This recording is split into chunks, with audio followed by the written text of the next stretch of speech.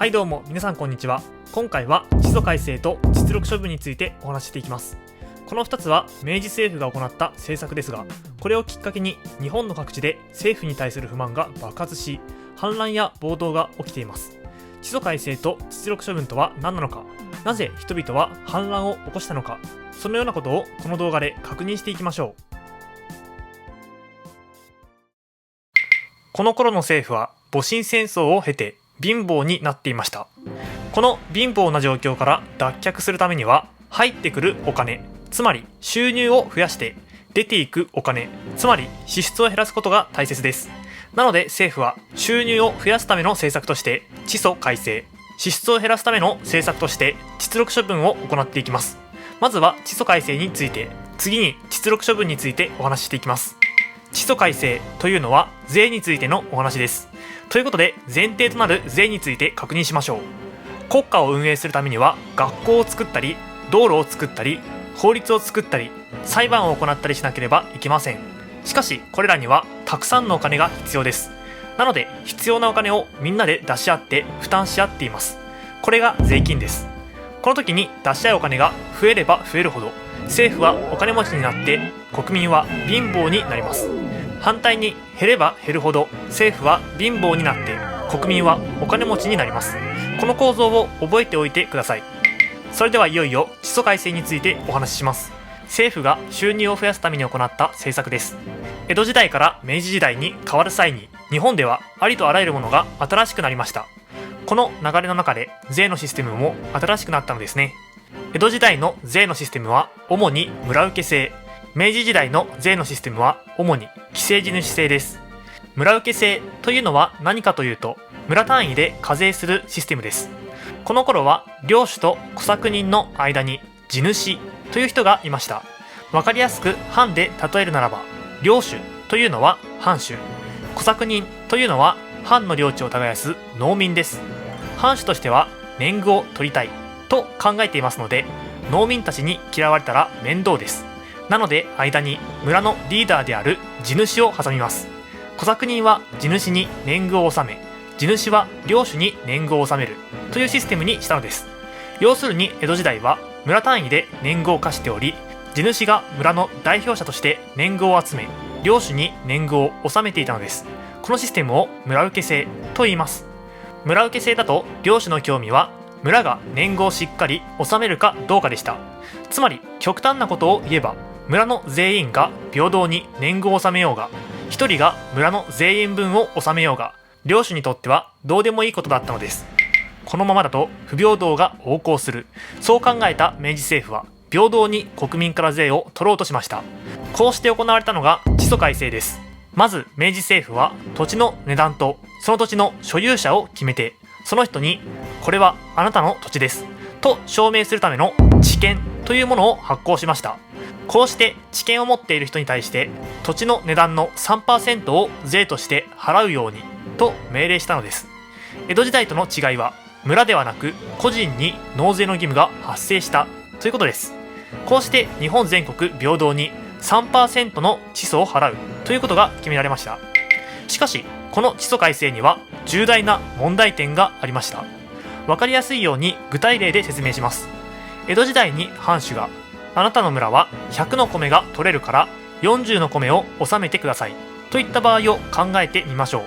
この場合、地主が60の米を集めると村に言います。こうやって集めた60の米の中から40を納めて、地主は手元に20残すということが行われていました。こうして村に残った40の米を村の人々で分けて生活していたのです。では明治時代に政府が地租を納めてくださいといった場合はどうなるかというと、地租を納めるのは地権を持っている人なので、地権を与えられた地主たちが地租を納めなければなりません。しかし地主が地租を納めるためには小作人から徴収しなければならないわけです。ということで政府は小作人に対して、滞納されたら政府が困る、滞納してはならないと命令しました。つまり政府は地主の搾取を国家権力で保護したことになります。こうなると地主は搾取構造を強化していき、政府40、地主40、小作人20という分配になりました。結局地租改正で得したのは地主で、損したのは小作人ということになります。このように小作人に寄生するようにして儲ける地主を寄生地主といい、このような制度を寄生地主制というのです。重い負担に農民の不満は爆発寸前となりました。さて、地租改正については理解できたでしょうが、次は出力処分について話します。その説明を理解するためには、まず山賊籍について理解しておかなければなりません。明治政府は日本人を戸籍によって3つのグループに分けました。家族、士族、平民の3つです。家族というのはもともと大名や公家だった人々、士族というのはもともと武士だった人々、平民というのはそれ以外の人々のことです。問題は江戸時代に特権階級にいた人々で、政府は彼らに輜禄という年金のようなものを支給していました。この輜禄が国の支出の約 30% を占めていたのです。めちゃめちゃ大きな負担ですね。この輜禄の支給をやめてしまえば出ていくお金が少なくなり、政府は貧乏な状況から脱却することができる状態でした。こうしてこの制度は打ち切られました。これが輜禄処分です。最初の方は輜禄法官の法という法律を作り、自分で生きていける、稼いでいける人は受け取りを辞退してくれと呼びかけましたが、もちろん辞退する人はほとんどいません。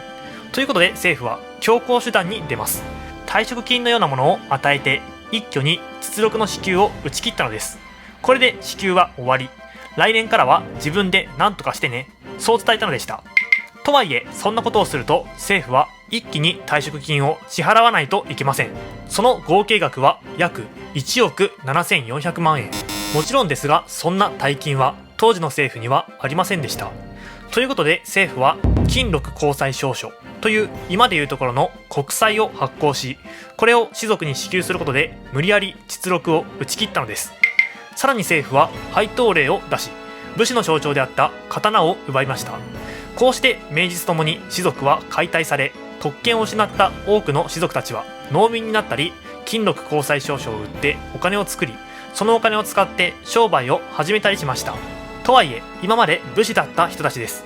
商売が得意だとは限りません。多くの武士が商売に失敗し、どんどん没落していきました。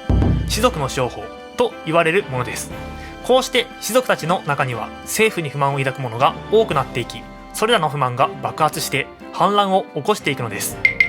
士族の反乱としては、熊本で大田黒友夫という人物をリーダーとする新風連の乱が勃発。約190名の士族が蜂起しました。わずか2日で鎮圧されたこの反乱でしたが、これに呼応する形で今度は福岡で秋月党が決起。さらに萩では前原一成をリーダーとした萩の乱が勃発。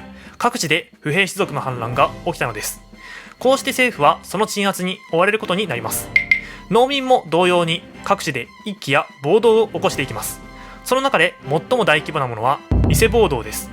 三重県南部から発生したこの一揆は、銀行や商人の家、県庁、裁判所や学校、病院など政府の建物をことごとく焼き討ちにし、さらには牢屋まで打ち壊して囚人の一部が暴れ始める事態に発展します。最終的にこの一揆は愛知や岐阜にまで到達しており、ものすごい規模の暴動となりました。さすがの政府もこれには衝撃を受け、各地で起きる士族の反乱と結びついたら大変なことになると思ったのでしょう。3% だった地租を 2.5% に引き下げて事態の沈静化を図ります。竹槍でドンと突き刺す二分五輪。農民の力が政府の妥協を引き出したのでした。さていかがだったでしょうか。このような新政府に反対する風潮の中、鹿児島にいた不平士族は周囲の反乱から刺激を受けていきます。反乱に加わらずに鹿児島で生還を続けていた西郷隆盛でしたが、ついに西郷の力でも鹿児島の不平士族を抑えられなくなっていきます。ということで次の動画では西南戦争についてお話ししていきます。それではまた次の動画で。